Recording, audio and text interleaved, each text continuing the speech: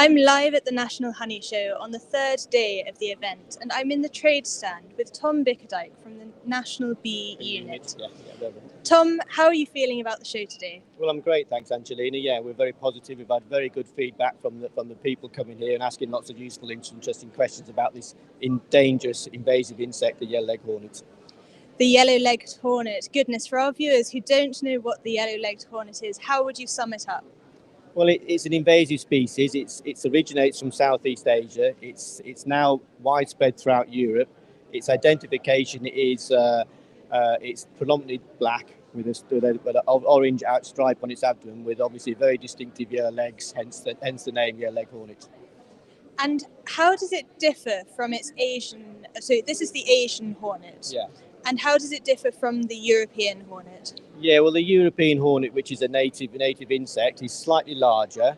The European hornet is predominantly yellow and black, and more of an orange tan colour, as opposed to a very dark and distinctive Asian hornet.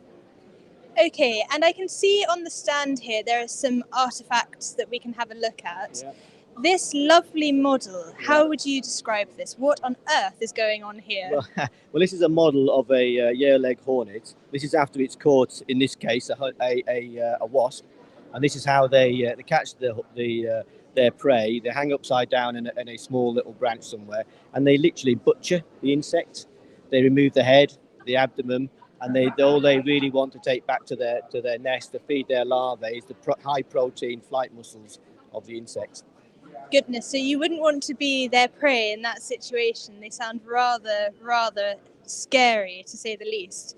And what do we have here? Is this to do with the Asian hornet as well? Yeah, what we've got here is one of their combs out of a nest that's been freeze dried. These hang horizontal in their nest inside the trees, and up here we have a sample of an Asian hornet in a bit of alcohol there that we've collected from the field that's previous years.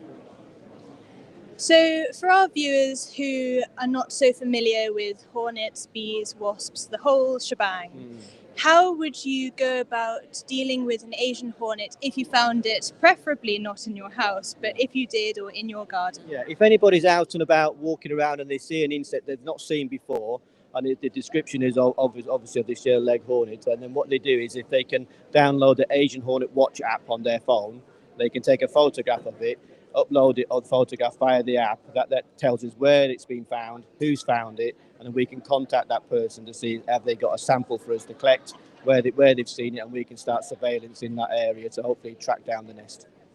Brilliant, thank you. And you mentioned that this is a comb from one of their nests. For our viewers who have no idea what that means, how is their nest structured and how big are their colonies? Yeah. Well, they build two nests a year, one a primary nest and a secondary nest. They are paper nests, similar to what a lot of other wasp species are. They build it off its wood pulp that they've created in, and it's a big conical shape up in a tree, can be low down in shrubs and brambles, and it's often a tan colour, distinctive, slightly tan in colour, but it's usually outside in the open or in brambles or in tall trees.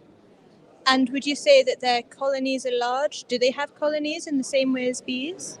Yeah, they're a social insect, the same way as wasps are and European hornets are. Their colonies do grow very large, to several hundred workers in the height of the season, and their nests can grow to something close to sort of like 80 centimetres across, very large by the end of the season. Goodness, that is quite large. So if people find a hornet and they need to get rid of it, do they need to kill it, or do they need to just take a photograph and send it to you? Yeah, if they do find one inside a property, or they happen to catch one in one of their traps, we ask them to put it in the freezer to kill it, first of all, to preserve the DNA so that we can collect it from them. And that then they sent to the lab to get the DNA analysis to see if there's any relatedness with any other hornets. But if it is just the photograph that they get in the photograph, then please, whatever you do, report it by the Asian Hornet Watch app, whatever you do regardless, so that we can actually investigate it further and hopefully find the nests. So that is the Asian Hornet Watch app?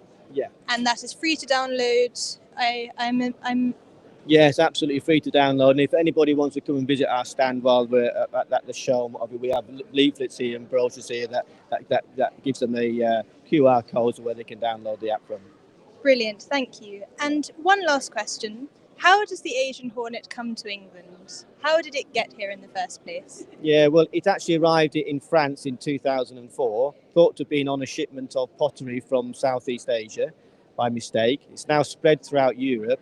And what we're finding, and as these Vespa families, the queens hibernate over winter, and then they emerge in the spring, and then they establish new colonies. So they are turning up in the UK on freight, hibernating in freight, coming on lorries, coming on ships. And because the channel is about 22 miles wide, with a prevailing wind, they are able to fly the channel at certain times of the year, sort of thing. So they are coming in on freight, flying over here, and just naturally progressing this way, sort of thing, really.